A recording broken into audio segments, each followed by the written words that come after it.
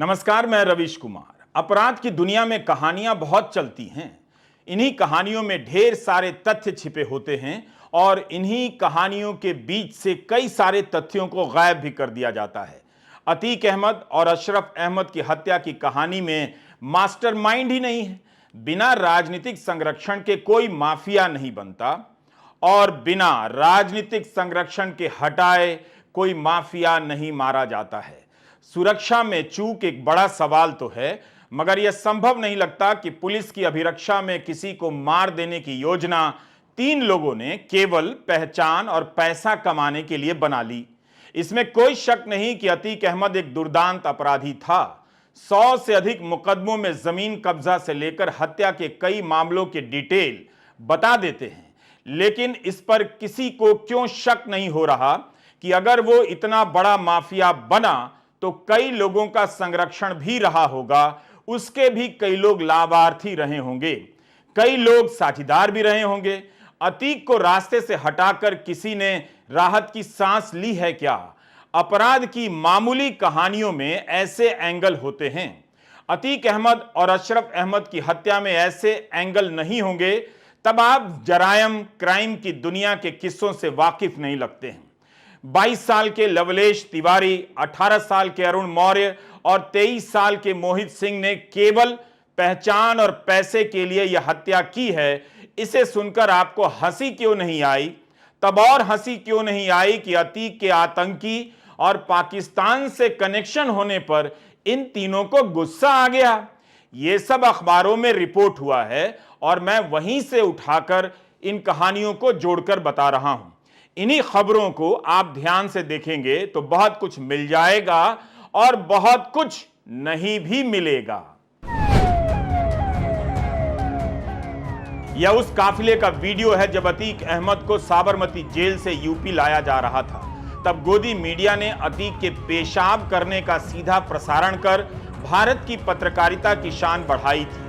मगर इस वीडियो से आपको अंदाजा होता है कि पुलिस की नजर में यह कितना बड़ा अपराधी है और इसे सड़क मार्ग से ले जाना खतरों से खाली नहीं। इसलिए इतनी सुरक्षा है, पुलिस का काफी लंबा चौड़ा काफिला है।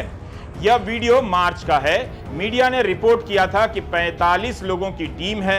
27 मार्च को जेल प्रशासन के महानिदेशक आनंद कुमार का बयान छपा है कि प्रयागराज जेल में सारी तैयारियां पूरी कर ली गई थीं।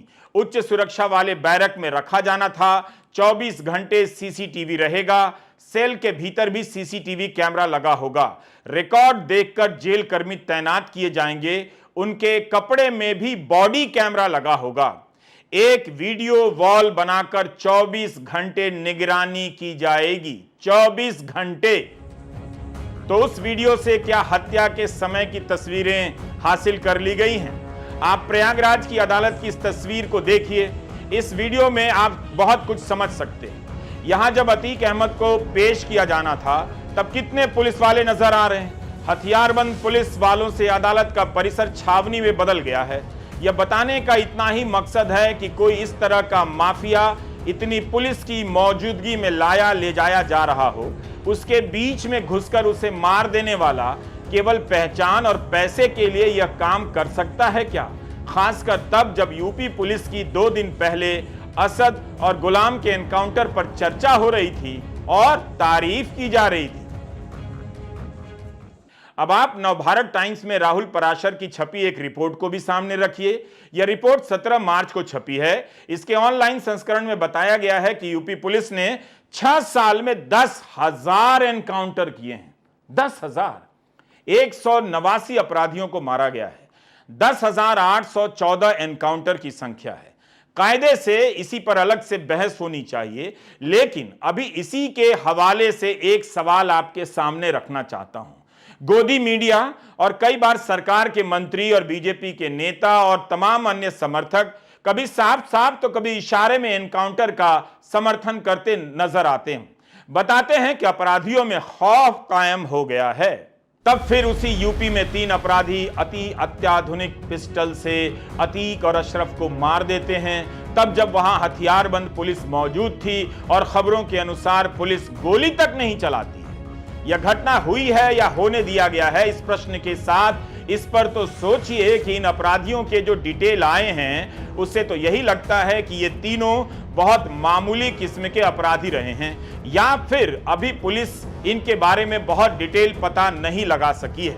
याद रखिए, इनके पास जो पिस्टल है उसकी कीमत 5 से 7 लाख बताई जा रही है, जबकि ये तीनों गरीब घर के बताए जा रहे हैं। तो क्या कोई मास्टरमाइंड नहीं रहा होगा? सोचते रहिए, सोचा भी कीजिए। क्या यह बात इतनी हल्की है कि इसे छोड़कर अतीक की कहानी बताई जा रही है? बताई जानी चाहिए। उसके दुर्दांत आपराधिक इतिहास से कौन इनकार कर रहा है? मगर यहां सवाल तो दूसरा है कि इतनी पुलिस की मौजूदगी में 2 लोगों को लाइव कैमरे पर गोली मार दी जाती है। इसमें कौन सी ऐसी बात है जिस पर यूपी की कानून व्यवस्था गर्व कर सकती है? यही वो कॉलविन अस्पताल है जहां अतीक और अशरफ की रात में हत्या हुई। इस जगह के बारे में इंडियन एक्सप्रेस के दीप्तिमान तिवारी ने अपनी रिपोर्ट में जो लिखा है उसे पढ़िए। दीप्तिमान लिखते हैं कि चौक से 29 सर्किल बनाए गए हैं जहां गोलियां गिरी हुई थी।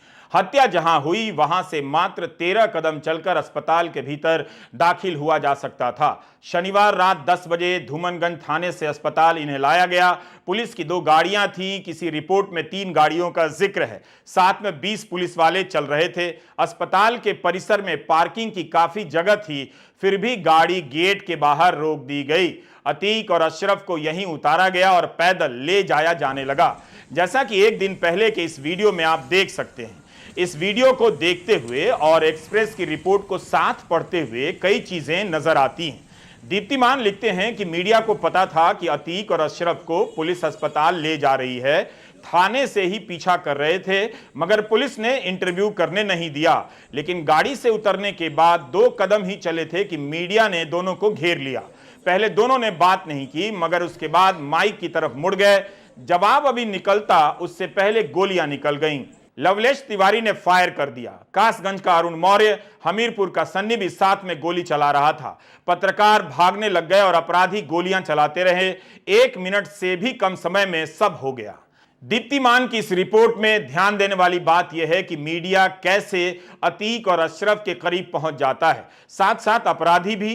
दैनिक जागरण के पहले पन्ने पर जो छपा है उसे गौर कीजिए। इसमें गिरफ्तार लड़कों का बयान है कि हत्या के 1 दिन पहले अस्पताल की रेकी की थी, मुआयना किया था। मगर उसी जागरण की एक और खबर में यह छपा है कि अस्पताल के डॉक्टरों को पता ही नहीं था कि अतीक को लाया जा रहा है। यह बात कई और जगहों पर छपी है। तब इन्होंने अस्पताल का मुआयना किस जानकारी के आधार पर किया होगा? डॉक्टर को ही पता नहीं है, इन तीनों को कैसे पता हो गया? क्योंकि इन्हें पहचान और पैसा कमाना था, हद ही है। मीडिया में छपा है कि फर्जी पहचान पत्र बना लिया, मगर क्या अस्पताल में मीडिया का जो भी गया उनसे पहचान पत्र मांगा जा रहा था? किसने चेक किया? लोकल पत्रकारों को पता होता है कि साथ में कौन खड़ा है। 3 लोग एकदम से नए हों, किसी ने तो नोटिस किया ही होगा। अब आप धूमनगंज थाने का यह वीडियो देखिए। यह भी घटना से पहले का है। अतीक अहमद को यहां पूछताछ के लिए लाया गया। यहां पर मीडिया को थाने से बहुत दूर रोक दिया गया। जैसा कि आप बैरिकेड को देख रहे हैं, मीडिया की रिपोर्टिंग इस बैरिकेड के पीछे से हो रही है। अगर मीडिया को करीब आने दिया गया होता तो पुलिस की गाड़ी से उतरते हुए और थाने में आते जाते अतीक अहमद का वीडियो भी मिल जाता। अतीक अहमद की तस्वीर मिली या नहीं इसका दावा तो हम नहीं कर सकते, मगर यह एक वीडियो बता रहा है कि उस दिन मीडिया को निश्चित दूरी रखने का कोई निर्देश जरूर रहा होगा। तभी यहां पर सवाल महत्वपूर्ण है कि क्या अतीक और अशरफ को पहले कभी मीडिया से इस तरह मिलने दिया गया या मीडिया को दोनों के करीब आने दिया गया? जिस तरह से हत्या के समय मीडिया के करीब इन दोनों को जाने दिया गया, या मीडिया इनके नजदीक पहुंच गया? यह वीडियो भी हत्या से 1 दिन पहले का है, जब अतीक अहमद को फतेहपुर कौशांबी के लिए ले जाया जा रहा था। आप देख सकते हैं कि सुरक्षा मजबूत है और पुलिस की कई गाड़ियां हैं।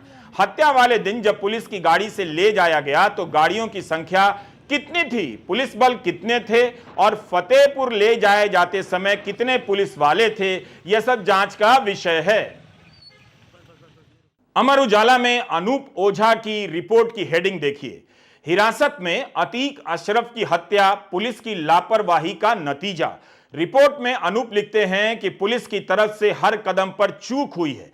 रिमांड के दौरान जहां माफिया और उसके भाई के वकील को भी 100 मीटर दूर रहने की इजाजत कोर्ट ने दी थी, वहां मेडिकल मुआयने से पहले अस्पताल के गेट पर मीडिया कर्मियों को सवाल करने की छूट कैसे दी गई, इसका जवाब ढूंढा जा रहा है।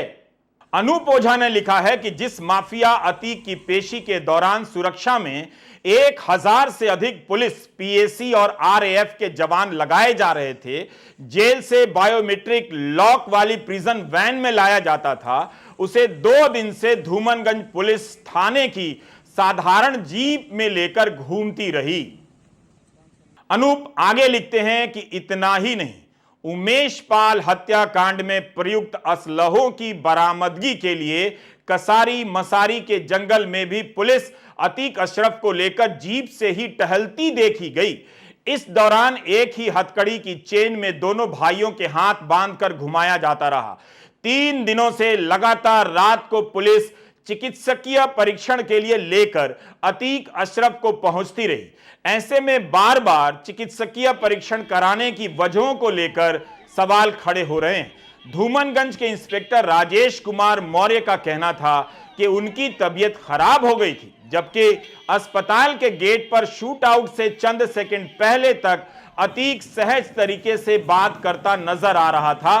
अशरफ ने भी स्वास्थ्य संबंधी किसी तरह की दिक्कत का जिक्र नहीं किया था, यानी ऐसी नौबत नहीं थी कि दोनों भाइयों को लेकर अस्पताल जाया जाए।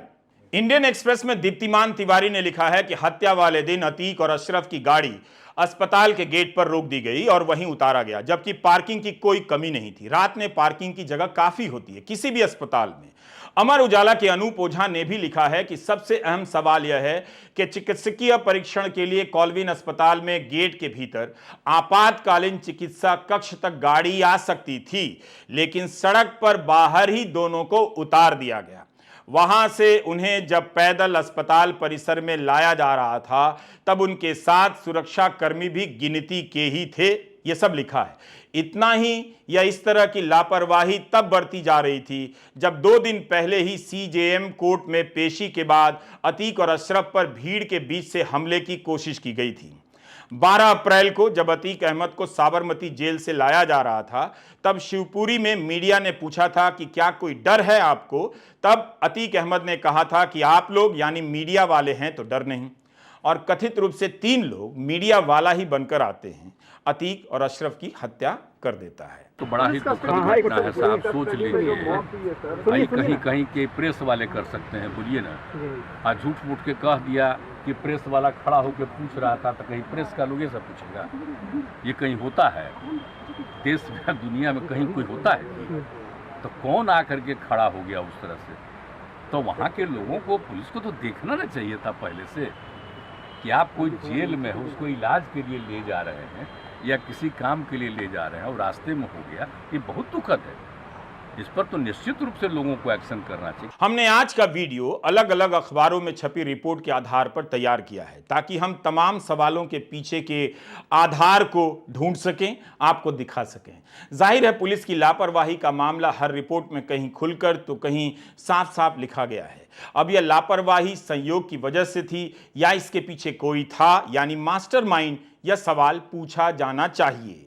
सफेद पोशों का नाम लेना बना अतीक अशरफ के लिए काल, यह हेडिंग अमर उजाला की है। इसमें लिखा है कि रिमांड पर लिए जाने के बाद अतीक ने बड़े लोगों के नाम गिनाने शुरू कर दिए।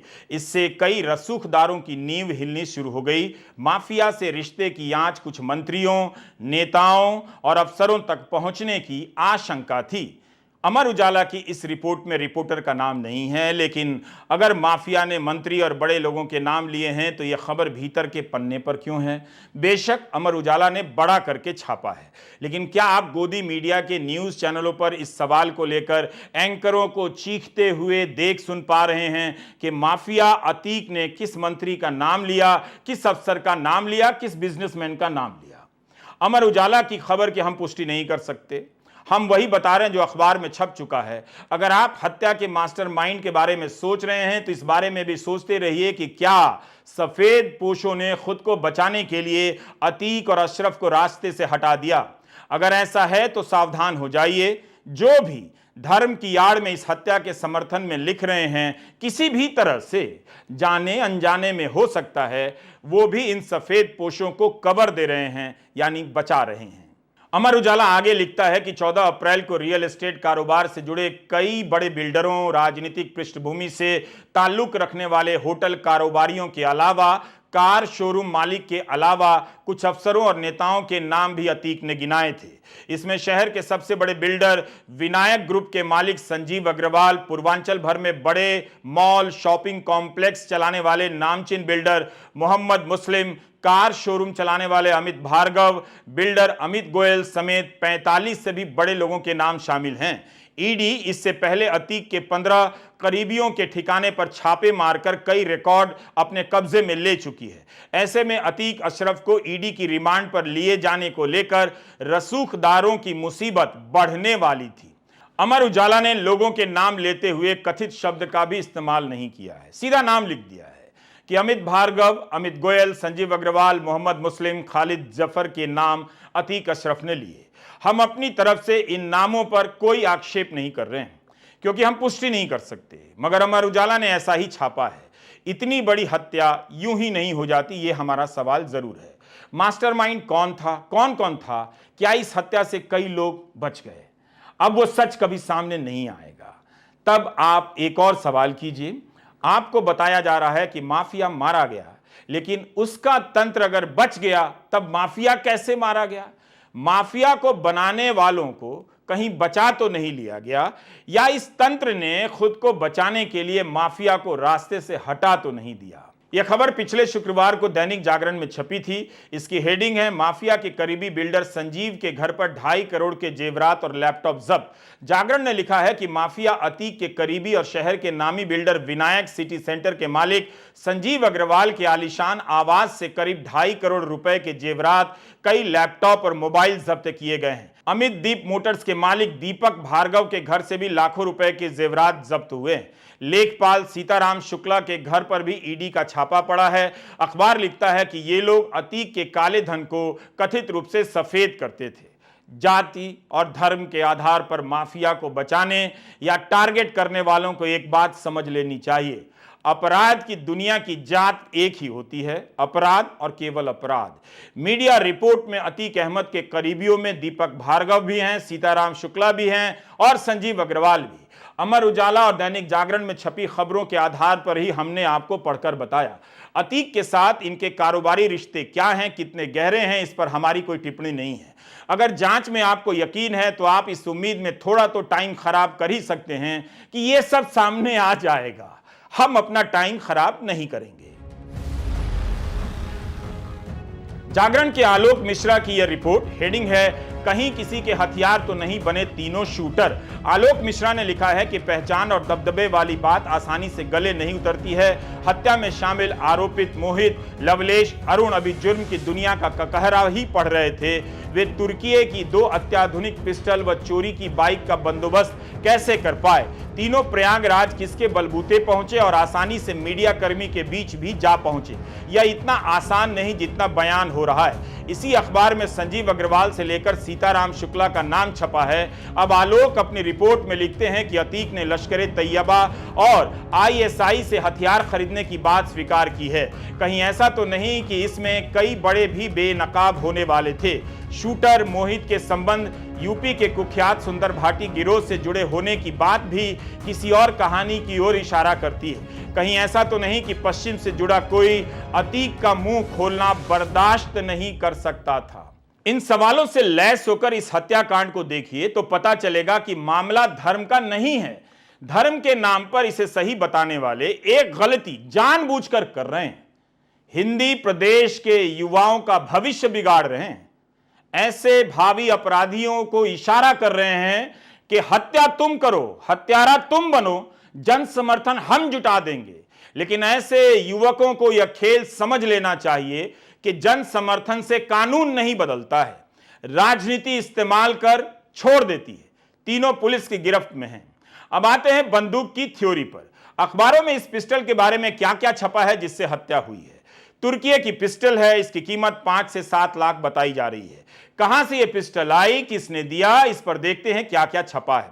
जागरण में छपा है कि इन्हें गुस्सा आया क्योंकि अतीक के आतंकी और पाकिस्तान से कनेक्शन थे, मगर उसी जागरण में छपा है कि हत्या में इस्तेमाल पिस्टल पाकिस्तान से आई। लगाइए, अगर दिमाग है तो उसे काम पर लगाइए, वीडियो पूरा देखिए। दैनिक जागरण में छपा है कि सुंदर भाटी के इशारे पर अतीक के हत्यारों तक पहुंची जिगाना पिस्टल। हमीरपुर जेल में हुई थी मुलाकात। यह पिस्टल पाकिस्तान के रास्ते आई है। जागरण ने यह खबर सूत्रों के हवाले से लिखी है। सूत्रों ने दावा किया है कि पश्चिमी उत्तर प्रदेश के कुख्यात सुंदर भाटी के इशारे पर अतीक अहमद के हत्यारों तक जिगाना पिस्टल पहुंची। इस पिस्टल का प्रयोग पंजाब में हुई गायक सिद्धू मूसेवाला की हत्या में भी किया गया था। हालांकि अभी तक यह साफ नहीं हो पाया है कि सुंदर भाटी की अतीक से क्या दुश्मनी चल रही थी। कितनी कहानियां हैं। यूपी की जेलों में बंद कोई अपराधी इस तरह की पिस्टल की सप्लाई कर सकता है? इसका जवाब योगी जी से मांगा जाना चाहिए। फिर लवलेश, मोहित और अरुण के बारे में जितनी भी रिपोर्ट छपी है, उससे लगता है कि अपराधी बड़े रसूखदार नहीं है। लगता है इनके पास बहुत पैसा है, ऐसा भी कहीं नहीं छपा है। 18 से 23 साल की उम्र है। अपराधी हैं, आपराधिक पृष्ठभूमि है, मगर उनके पास ऐसा हथियार और महंगा हथियार कैसे आया? आसमान से आ गया या किसी मास्टरमाइंड ने पहुंचा दिया? भारत में इस पिस्टल पर प्रतिबंध है। कमाल है, दावा किया जाता है कि पाकिस्तान की कमर तोड़ दी गई है। अब छापा जा रहा है कि पाकिस्तान से अवैध हथियार आए जा रहे हैं इतनी आसानी से। हमने बस यही किया है, अखबारों में छपी खबरों को आपके सामने रख दिया है। कई बातें साफ हो जा रही हैं, देखिए तो। अमर उजाला ने लिखा है कि इसी पिस्टल से पंजाबी गायक सिद्धू मूसेवाला को भी मारा गया। अखबार ने लिखा है कि पुलिस की जांच में सामने आया है कि तीनों हमलावर अलग अलग जिलों से आए। तीनों 48 घंटे से प्रयागराज में एक होटल में कमरा लेकर रुके। अलग अलग जिलों से आकर इन लोगों ने 48 घंटे में इतनी सटीक प्लानिंग कर ली। बाइक और बंदूक को लेकर जो रिपोर्टें छपी हैं, उससे लगता नहीं कि सब कुछ 48 घंटे में हुआ है। या फिर यह भी हो सकता है कि प्लानिंग कोई और कर रहा था, बाद में इन्हें अंजाम देने के काम में लगा दिया गया होगा। तब वो कौन है, मास्टरमाइंड कौन है? मामला इतना साधारण है नहीं। मीडिया का फर्जी कार्ड, बाइक, माइक, कैमरा, अस्पताल का मुआयना, 7 लाख की पिस्टल, गोली चलाने वाला एकदम सधा हुआ गोली चलाता दिखता है। इस वीडियो को आप दोबारा देखिए जो हमने तैयार किया है, तो पता चलेगा कि हत्या के पीछे का मकसद केवल पहचान और पैसा कमाना नहीं हो सकता है, वो भी उस पुलिस के सामने जाकर हत्या करने से जिसके एनकाउंटर का बचाव गोदी मीडिया और सरकार के मंत्री तक करते हैं। इन अपराधियों को इतना तो पता होगा कि एनकाउंटर हो सकता है, तो फिर ये नाम और पैसा कमाने के लिए ये काम क्यों करने जाएंगे? इस पर यकीन वही कर सकता है जो प्रोपेगेंडा को सच मानता है। खबरें छप रही हैं कि तीनों बड़ा माफिया बनना चाहते थे, वो भी यूपी में, जहां माफिया राज को साफ कर देने की बात मुख्यमंत्री योगी आदित्यनाथ आए दिन करते हैं। उस यूपी में ये माफिया बनने की प्रैक्टिस कर रहे हैं। यूपी पुलिस की साख दांव पर लग गई है। हजारों एनकाउंटर को लेकर भी उसकी साख पर सवाल उठे हैं, मगर उससे वो बहुत चिंतित है ऐसा तो नहीं लगता। लेकिन क्या योगी आदित्यनाथ किसी भी तरह से इसे कामयाबी बता सकते हैं? जिस तरह से उनके मंत्री कह रहे हैं कि आसमानी फैसला है। किसी को भी दिख रहा है कि हत्या जमीन पर हुई है, इसके तार जमीन पर ही बिखरे पड़े हैं। सवाल है कि क्या 2 महीने बाद न्यायिक आयोग जब अपनी रिपोर्ट देगा तब क्या निकल कर आएगा? केवल सिपाहियों को बर्खास्त किया जाएगा या लापरवाही की जवाबदेही ऊपर तक भी तय होगी? अतीक और अशरफ को मारना माफिया का अंत हो सकता है, लेकिन इस काम को अंजाम देने वाला भी माफिया ही रहा होगा, चाहे वो पुराना माफिया हो या कोई नया बनने वाला हो। अगर आपकी हाउसिंग सोसाइटी में कोई इस हत्याकांड का किसी भी तरह से समर्थन कर रहा हो तो उसे मेरा वीडियो दिखा दीजिए। निश्चित ही आपको ग्रुप से निकाल देगा और कम से कम आपका जीवन आसान हो जाएगा। आप झूठ और फरेब के तर्कों से बच जाएंगे। नमस्कार, मैं रवीश कुमार।